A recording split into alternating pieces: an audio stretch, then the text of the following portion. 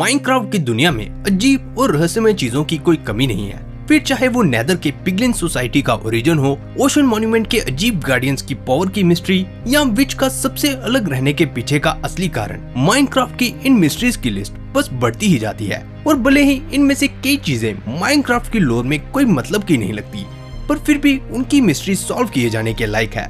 और ऐसी ही एक मिस्ट्री है माइनक्राफ्ट के सबसे समझदार अनडेड मॉब, जो अक्सर अपने व्यवहार के कारण नजरअंदाज कर दिए जाते हैं। अगर अभी तक आप नहीं समझे तो मैं बात कर रहा हूँ माइनक्राफ्ट के स्केलेटन्स की। स्केलेटन्स जो बगैर किसी शक के माइनक्राफ्ट के दूसरे सबसे समझदार अनडेड मॉब हैं, और जो अपने कुछ अजीब व्यवहार के कारण हमारे मन में बहुत से सवाल भी खड़े करता है, जैसे कि स्केलेटन्स जीवित कैसे हैं, और बावजूद एक हड्डी का कंकाल होने पर भी वो बो को किसी समझदार इंसान की तरह इतनी एक्यूरेसी से कैसे चला लेते हैं, और क्यों बर्फ में कुछ देर रहने पर वो स्केलेटन्स एक स्ट्रे स्केलेटन में बदल जाते हैं। और एक सबसे बड़ा सवाल, स्केलेटन्स का नेदर से क्या कनेक्शन है। तो आज मैं इन्हीं सवाल के जवाब देने वाला हूँ। पर इससे पहले हम स्केलेटन्स की मिस्ट्री को सॉल्व करें, कुछ चीजें मैं मानकर चलूंगा कि आपको वो पता है और मैं उन्हें एक्सप्लेन नहीं करूंगा। जैसे कि माइनक्राफ्ट में जब हम एक्सपी को कलेक्ट करते हैं तो हम सोल एनर्जी को इकट्ठा कर रहे होते हैं, और नेदर माइनक्राफ्ट के नीचे नहीं बल्कि वो किसी और डायमेंशन में है। अगर आप इसके और मेरी अब तक की माइनक्राफ्ट की लोर में क्या हुआ था ये जानना चाहते हो तो आप इस माइनक्राफ्ट की प्लेलिस्ट में पिछली स्टोरीज को चेक कर सकते हो। तो अगर आपने चैनल को सब्सक्राइब कर दिया है तो हम वापस लौट सकते हैं स्केलेटन्स पर। और क्यों ना हम शुरू करते हैं इस सवाल से कि स्केलेटन्स जीवित कैसे हैं। तो इसमें कोई शक नहीं है कि स्केलेटन्स ज़ोंबीज या फिर ज़ोंबीफाइड पिगलिन्स की तरह डेड हैं और बस किसी तरीके से वापस जीवित किए गए हैं। पर सवाल ये है कि कैसे, क्योंकि ज़ोंबीज के लिए एक पल के लिए कोई मान भी सकता है कि कोई अननोन वायरस उनके बॉडी ऑर्गन्स को कंट्रोल कर रहा है, पर स्केलेटन्स उन पे ये लॉजिक नहीं लगता, क्योंकि स्केलेटन्स में हड्डियों के अलावा कोई ऑर्गन नहीं है। तो फिर क्या वो किसी तरह के मैजिक या किसी मैजिशियन के स्पेल के कंट्रोल में है, जैसे कि उन सभी स्केलेटन्स का कोई लीडर हो जो उन्हें कंट्रोल और बना रहा हो। क्योंकि अगर हम माइनक्राफ्ट की ही माइनक्राफ्ट डंजन्स को देखें तो उसमें नेक्रोमेंसर नाम का एक बॉस मॉब है जो ऐसा करते हुए देखा जा सकता है। पर अगर आपने मेरी माइनक्राफ्ट डंजन्स की स्टोरी देखी है तो आपको देर नहीं लगेगी ये ढूंढने में कि माइनक्राफ्ट स्केलेटन्स के ओरिजिन में नेक्रोमेंसर का कोई भी काम नहीं है। इसके पीछे दो मेन कारण हैं। पहला, जैसा कि मैंने उस स्टोरी में बताया था कि कैसे माइनक्राफ्ट डंजन्स की स्टोरी माइनक्राफ्ट की अगली जनरेशन की स्टोरी है, और दूसरा, माइनक्राफ्ट के स्केलेटन किसी के कंट्रोल में ही है, जो कि उनके खुद को धूप से बचाने के बिहेवियर से कंफर्म किया जा सकता है। क्योंकि बाकी अनडेड मॉब से उलट स्केलेटन्स अपनी सेफ्टी पर ज्यादा ध्यान देते हैं। तो अगर स्केलेटन्स ना ही मैजिक से कंट्रोल किए जा रहे हैं या फिर किसी तरह के वायरस से जीवित हुए हैं, तो फिर हम एक बार फिर अपने ओरिजिनल क्वेश्चन पर आ जाते हैं कि वो जीवित कैसे हैं। तो हमारा अब तक का लॉजिक यहाँ काम नहीं किया, इसलिए इस बार हम थोड़ा गेम्स की हिंट पर फोकस करते हैं जो हमें इस पर कुछ जानकारी दे सकते हैं। और उस जानकारी के लिए हमें जाना होगा नेदर में, जो इंटरेस्टिंगली एक और ऐसी जगह है जहाँ स्केलेटन्स नेचुरली स्पॉन होते हैं। और अगर मैं थोड़ा और स्पेसिफिकली बोलूँ तो नेदर की सोल सैंड वैली के बायोम में, जहाँ इत्तेफाक से हमें नेदर फॉसिल भी मिलते हैं जो कि बने होते हैं बड़े से बोन ब्लॉक से। और अगर हम सोल सैंड में फंसी आत्मा और पास में मिलने वाले बड़े नेदर फॉसिल को एक साथ देखें तो किसी को भी लग सकता है कि स्केलेटन्स का किसी तरीके से यही जन्म हुआ था। और जिस तरह स्केलेटन्स मरने पर एक्सपी गिराते हैं वो इस बात को और भी कंफर्म करता है कि स्केलेटन्स में सोल एनर्जी का कुछ पार्ट है। मैं आने वाली वीडियोस में सोल एनर्जी के बारे में और डिटेल में बात करूंगा, पर अभी के लिए हम मान लेते हैं कि स्केलेटन्स के जीवित होने में सोल एनर्जी का कुछ रोल है। पर स्केलेटन्स की मिस्ट्री यही खत्म नहीं होती, क्योंकि अगला सवाल जो उठता है वो है कि अगर उनका ओरिजिन नेदर से हुआ था तो फिर वो वहाँ कैसे आए और वो किसके स्केलेटन्स हैं। ये समझने के लिए हमें स्केलेटन्स का व्यवहार थोड़ा ध्यान से समझना होगा। तो स्केलेटन जो वैसे तो सिर्फ बो का इस्तेमाल करने के लिए जाने जाते हैं, पर वो सिर्फ बो ही इस्तेमाल नहीं करते, क्योंकि कुछ बहुत रेयर केसेस में स्केलेटन्स एक स्वॉर्ड या फिर बिना किसी वेपन के भी स्पॉन हो सकते हैं, और यहाँ तक कि वो पूरे डायमंड के आर्मर के साथ भी स्पॉन हो सकते हैं। और अगर ऐसा है तो स्केलेटन जिसके भी स्केलेटन्स हैं उन्हें कुछ हद तक तो पहले से ही आर्चरी आती होगी, और वो पहले कभी इंसान रहे होंगे।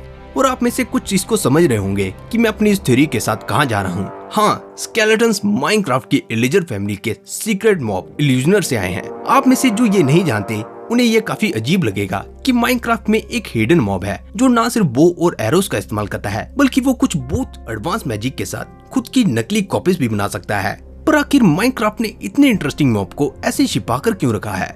क्या इसके पीछे कोई ईस्टर एग है, या फिर ये हमारे लिए एक हिंट है कि माइनक्राफ्ट के पास्ट में क्या हुआ था? क्योंकि जब मैं गास्ट की मिस्ट्री को सॉल्व कर रहा था मैंने कुछ ध्यान नेदर के फॉसिल पर भी दिया था, और मुझे ये कुछ अजीब लगा कि माइनक्राफ्ट की दुनिया में किसी समय में इतने बड़े क्रिएचर्स होंगे जो इतना ज्यादा फॉसिल छोड़ गए। और एक और इंटरेस्टिंग सी चीज, इल्यूजनर इकलौता ऐसा मॉब नहीं है जो इस तरह से छिपाया गया है, क्योंकि माइनक्राफ्ट में ही आप जायंट ज़ॉम्बीज को भी समन कर सकते हो। और मुझे नहीं मालूम आप इसका क्या मतलब निकालोगे, पर ये इंडिकेट करता है कि कैसे उन फॉसिल का पॉसिबल ओरिजिन ये हो सकता है। पर मैं इस पर ज्यादा बात नहीं करूंगा, क्योंकि मैं जल्द ही एंशिएंट डिब्रिस और उस नेदर फॉसिल पर एक अलग सी वीडियो में बात करूंगा। पर अब हमारे पास एक पॉसिबल एक्सप्लेनेशन है स्केलेटन्स के ओरिजिन पर, जिसमें मुझे मालूम है कि कुछ कमी है। और मैं आपकी इंटरेस्टिंग थ्योरीज भी जरूर सुनना चाहूंगा नीचे कमेंट्स पर, या फिर हमारे डिस्कॉर्ड या फिर हमारे सबरेडिट पर इन सब डिटेल्स के बेसिस पर ये रही फाइनली मेरी स्केलेटन्स की ओरिजिनल स्टोरी। तो माइनक्राफ्ट के स्केलेटन्स की स्टोरी शुरू होती है माइनक्राफ्ट के शुरुआती दिनों में,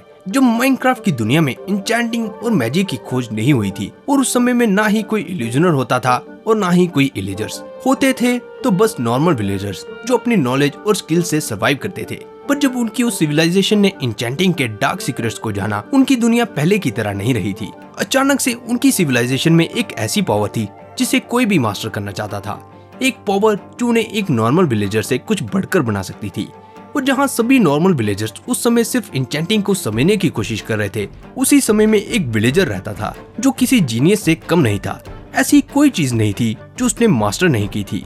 शानदार क्राफ्टिंग हो या आर्चरी की एक्यूरेसी, वो हर चीज में परफेक्ट था, इतना कि उसके लिए नॉर्मल विलेजर्स के काम और प्रॉब्लम सब बोरिंग था। पर जब उस विलेजर को पता चला कि विलेजर्स ने कुछ नई चीज की खोज की थी, अचानक से उसकी सबसे बढ़िया बनने की इच्छा एक बार फिर जाग गई थी। वो न सिर्फ उस समय का सबसे बेस्ट इंचेंटर बनना चाहता था, बल्कि वो उसे इतना ज्यादा जानना चाहता था कि कोई भी उससे आगे नहीं निकल सके। और वो कोई सिर्फ नाम का ही जीनियस नहीं था, क्योंकि अपने हर किसी से बढ़िया बनने के सपने के लिए उसने न सिर्फ सभी इंचेंटिंग पर मास्टरी पाई, बल्कि जल्द ही उसने एक खास तरह के मैजिक को करना भी सीखा, जिससे वो किसी को भी कुछ देर के लिए अंधा कर सकता था। और समय के साथ और बहुत ज्यादा प्रैक्टिस के साथ उसने किसी के भी माइंड को कंफ्यूज करने की एबिलिटी पाली, जिससे वो खुद की ही तरह दिखने वाली कॉपीज में बदल सकता था। उसका किसी के दिमाग में इल्यूजन बनाने का मैजिक इतना अजीब और अलग था कि सभी उसे इल्यूजनर कहने लगे। और उस समय में इल्यूजनर अपनी मैजिक की नॉलेज के कारण ताकतवर था, इतना कि सभी विलेजर्स उसे अपना लीडर मानने लगे। पर इल्यूजनर के लिए वो सब बोरिंग था और उसे कुछ नया और एक्साइटिंग चाहिए था। और जहां उस समय इल्यूजनर उन सब विलेजर्स में फंसा था, ये वही समय था जब उन्हीं में से कुछ विलेजर्स ने सीक्रेटली नेदर का रास्ता खोला था। पर इतना एडवांस लेवल का मैजिशियन होने के कारण ये मुश्किल ही था कि इल्यूजनर को पता ना चले कि उसके आसपास क्या चल रहा था। और खुद को हर चीज में सबसे बढ़िया समझने के कारण इल्यूजनर ये कभी नहीं देख सकता था कि कोई उससे पहले नेदर को एक्सप्लोर करे। इसलिए उसने अपने इल्यूजन से उन विलेजर्स को ऐसा यकीन दिलाया होगा कि वो विलेजर्स नेदर में जा रहे थे, पर असल में जो सबसे पहले नेदर में गया था वो था इल्यूजनर। और जब वो नेदर में पहुंचा, उसे वहाँ कुछ मिला, कुछ ऐसा जो वो नहीं चाहता था कि किसी और को पता चले। वो शायद सोल सैंड की सीक्रेट हो सकता था या नेदर फॉसिल का सच। आखिर वो था तो एक जीनियस, और अपने जीनियस दिमाग से उसने सोल एनर्जी को इस्तेमाल करने का भी तरीका ढूंढा। और जब उसे पता चला कि वो एनर्जी क्या कर सकती थी, वो नहीं चाहता था कि कोई और भी वहाँ है। इसलिए किसी और को वहाँ आने से रोकने के लिए उसने अपनी मैजिक से पहले तो अपनी तरह के इल्यूजन बनाए होंगे और फिर उन इल्यूजनर को जीवित करने की कोशिश की होगी। उसके पास नेदर फॉसिल या फिर सोल सैंड की कमी नहीं रही होगी, पर उसका जीनियस दिमाग भी कभी किसी डेड सोल को पूरी तरह से वापस नहीं ला पाया। और जो उसने बना दिया था वो था उसके इल्यूजन के स्केलेटन्स।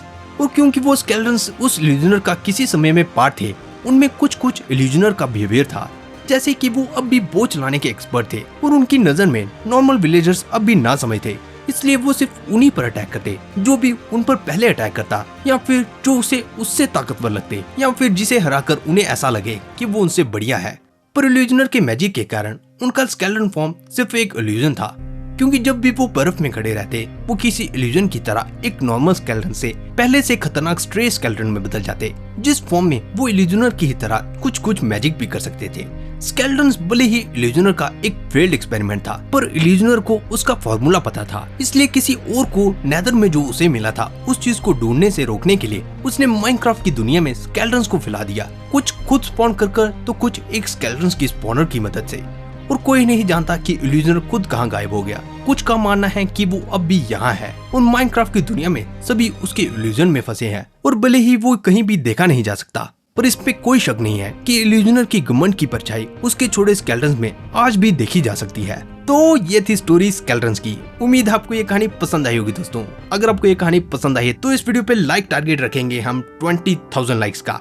मुझे पता है आप ऑसम हो और इस टारगेट को आसानी से कंप्लीट कर दोगे। और साथ में एक प्यारा सा कमेंट जरूर छोड़ देना कि आपको ये स्टोरी कैसी लगी और आप अगली स्टोरी किसकी देखना चाहोगे, वेंडरिंग ट्रेडर की, माइनक्राफ्ट से विच की, क्लैश ऑफ क्लैंस से ड्रैगन राइडर की, या फिर किसी और मजेदार से टॉपिक पर। तो आज की वीडियो में बस इतना ही दोस्तों। देखने के लिए शुक्रिया, फिर मिलते हैं एक और मजेदार वीडियो के साथ। देखने के लिए शुक्रिया, फिर मिलते हैं। Thank you for watching.